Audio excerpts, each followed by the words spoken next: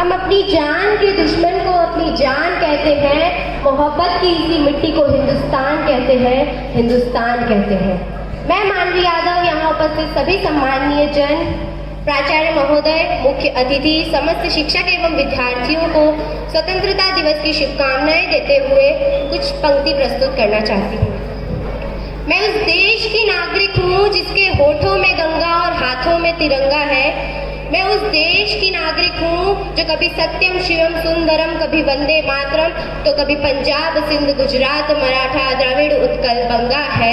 मैं उस देश की नागरिक हूँ जो ठुकराए हुए की शरण स्थली बन जाता है और 7 समंदर पार परदेसियों को अपने ब्रदर एंड सिस्टर कहकर बुलाता है। यही प्रेम की पूज्य भूमि भारतवर्ष कहलाता है, भारतवर्ष कहलाता है। आज़ादी का असली मतलब वही समझ सकता है जिसने कभी गुलामी की हो।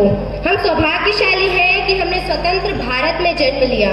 यूँ तो आज़ादी की लौ 1857 में ही जल चुकी थी, जिसने मिसाल बनकर 1947 में हमारे देश को आज़ाद कराया।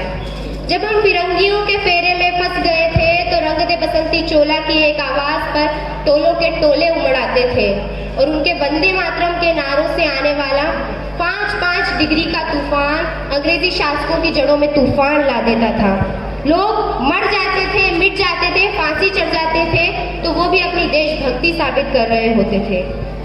उसके बाद 62, 65 और 71 के युद्धों में अपना सुहाग गवा देने वाली औरत जब घर के ये हालात हो जाया करते थे कि प्यार भी भरपूर गया, मांग का सिंदूर गया, नन्हे नौनिहालों की लंगोटियां चली गई, छोटी छोटी बेटियों की चोटियां चली गई, बाप की कमाई गई, भाई की पढ़ाई गई, ऐसा एक विस्फोट हुआ, पता ही चला नहीं, जिस्म की बोटियां चली गई। और आपके लिए एक आदमी मरा है साहब, किंतु मेरे घर की तो रोटियां ही चली गई, मेरे घर की तो रोटियां ही चली गई।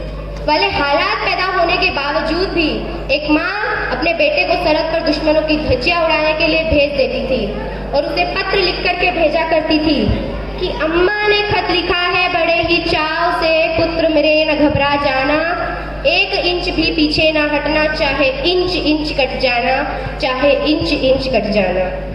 इस तरह पूरा परिवार अपनी देशभक्ति साबित कर रहा होता था। तब देश बलिदान मांगता था, तब देश मर जाने को, मिट जाने को, फांसी चढ़ जाने को कहता था। किंतु आज देश मर जाने को, मिट जाने को नहीं कहता, बल्कि मेरे विचारों में यदि कोई व्यक्ति अपना काम पूरी मेहनत, लगन और ईमानदारी से करता है ना, तो वही सबसे बड़ा देशभक्त है।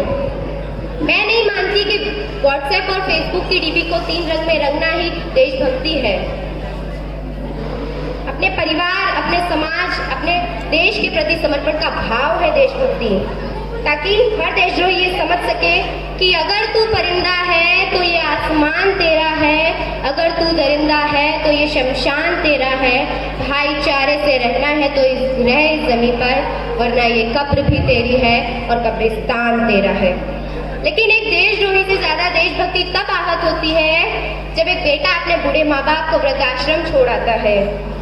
करा उठती है वो देशभक्ति जब हम मुसीबत में फंसे लोगों की जान बचाने से ज्यादा सेल्फी लेकर अपने लाइक बढ़ाने में लगे होते हैं।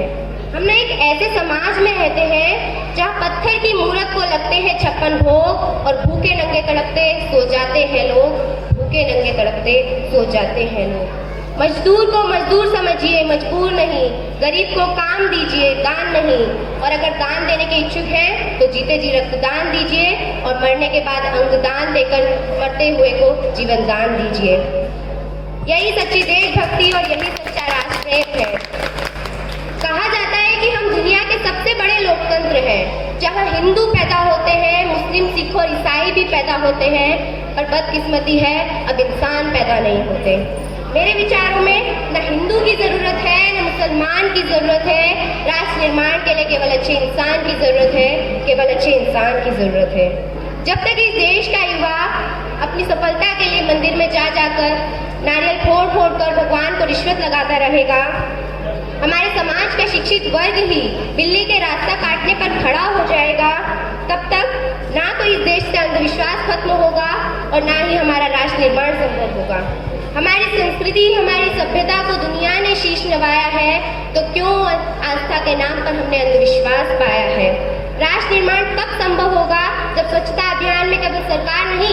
बल्कि सड़क पर चलने वाला हर एक नागरिक हाथ बटाएगा। असल मायने में राष्ट्र निर्माण तब संभव होगा जब एक गरीब बच्चा मध्याह्न भोजन के लिए नहीं, ज्ञान अर्जन के लिए सरकारी स्कूल जाएगा।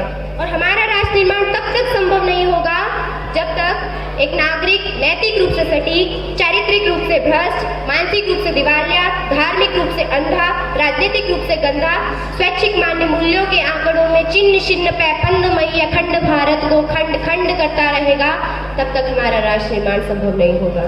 बड़ी बड़ी बातें नहीं, छोटी छोटी कोशिशें करनी होगी।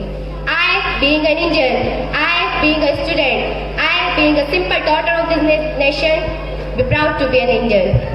मैं सल्यूट करना चाहती हूँ उन लोगों को, उन सैनिकों को जो दिन रात हमारी रक्षा करते हैं, इस देश के हर उस व्यक्ति को जो अपना काम पूरी मेहनत, ईमानदारी और लगन से करते हैं।